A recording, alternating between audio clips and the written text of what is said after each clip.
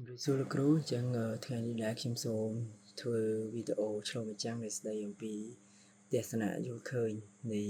មេរៀនទី2ដែលនិយាយអំពីការវិយតម្លៃនៃការសិក្សាអញ្ចឹង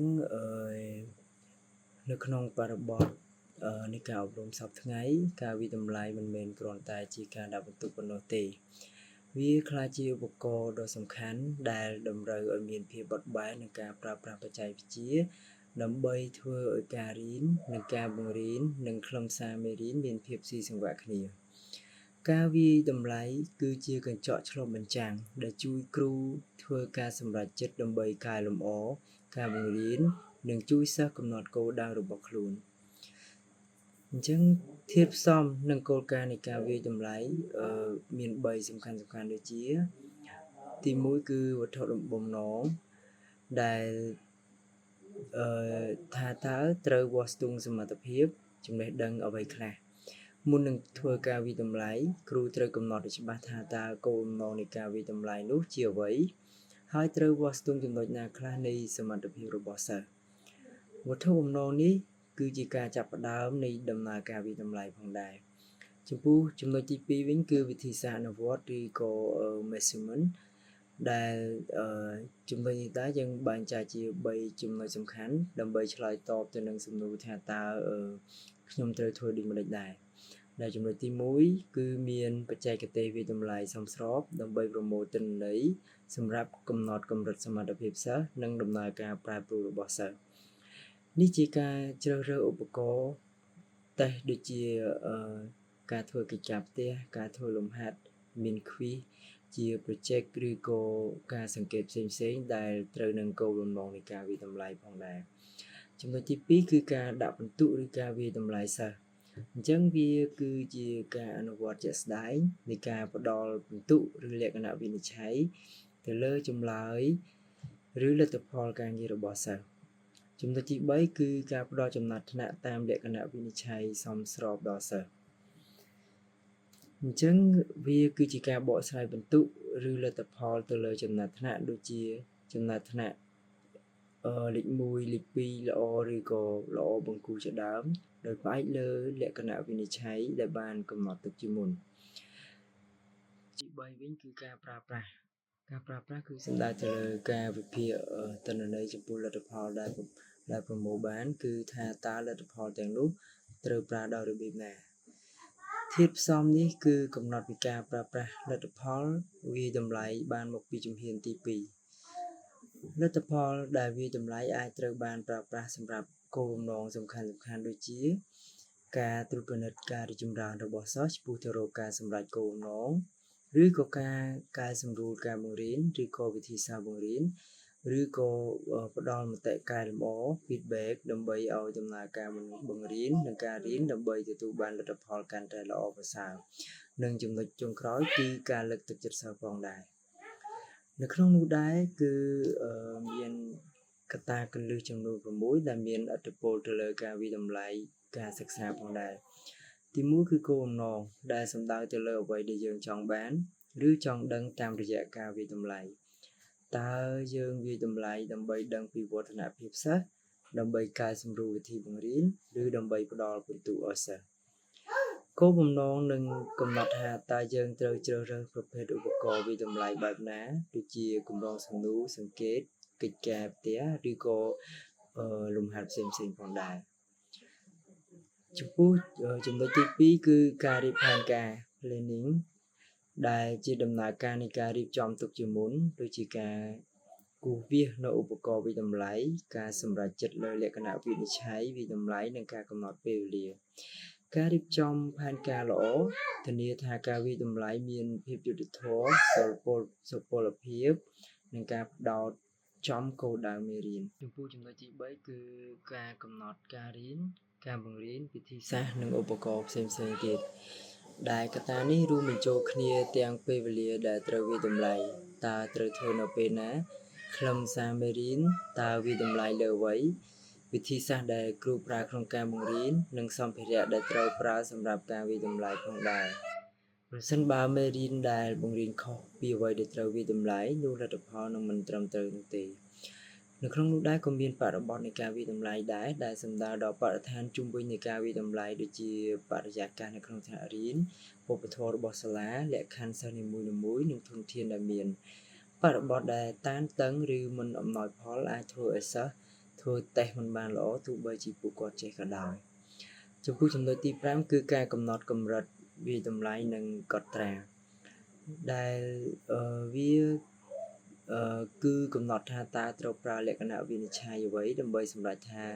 សិស្សម្នាក់ទទួលបានពិន្ទុប៉ុន្មានដូចជាលេខ1លេខ2ឬក៏ត្រូវការកែលម្អជាដើម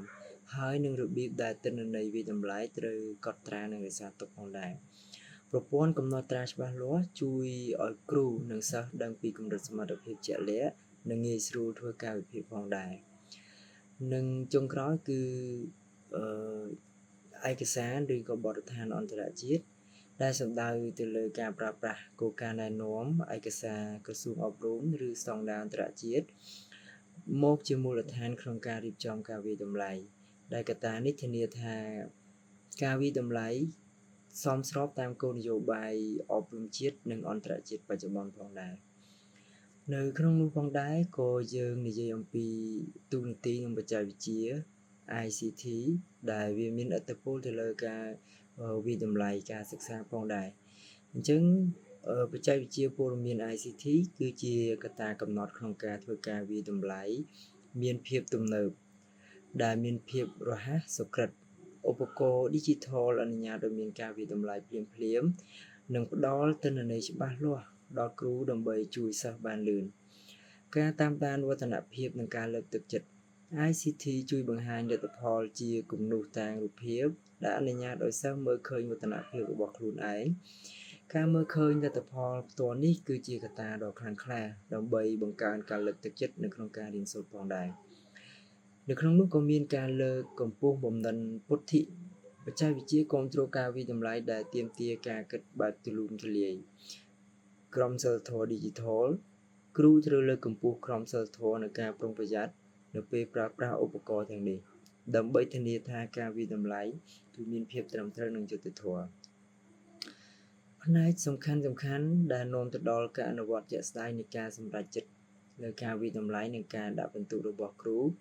ទី1គឺផ្នែកខាងក្នុងគឺជំនឿចិត្តរបស់គ្រូដែលជាកត្តាខាងក្នុងស្ថិតនៅក្នុងគំនិតនិងទស្សនៈរបស់គ្រូបង្រៀនម្នាក់កត្តាទាំងនោះមានឥទ្ធិពលខ្លាំងលើរបៀបដែល